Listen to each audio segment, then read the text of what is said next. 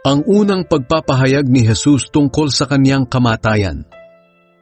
Nagsimulang mangaral si Jesus sa mga tagasunod niya na siya na anak ng tao ay kailangang dumanas ng maraming paghihirap.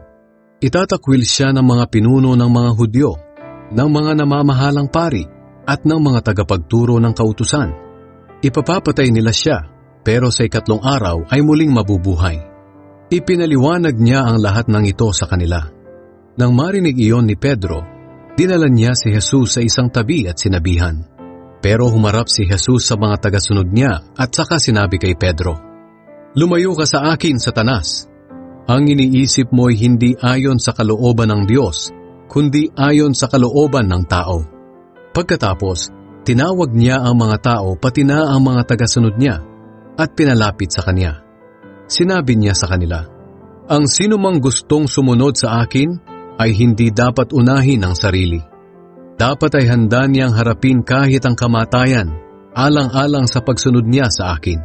Sapagkat ang taong naghahangad magligtas ng kanyang buhay ay mawawalan nito.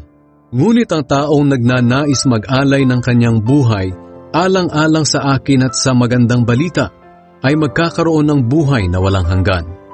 Ano ba ang mapapala ng isang tao kung mapa sa kanya man ang lahat ng bagay sa mundo, pero mapapahamak naman ang kaluluwa niya? May maibabayad ba siya para mabawi niya ang kanyang buhay? Kung ako at ang mga aral ko ay kakahiya ni inuman sa panahong ito, na ang mga tao'y makasalanan at hindi tapat sa Diyos, ikakahiya ko rin siya kapag ako na anak ng tao ay pumarito na taglay ang kapangyarihan ng aking Ama at kasama ang mga banal na anghel."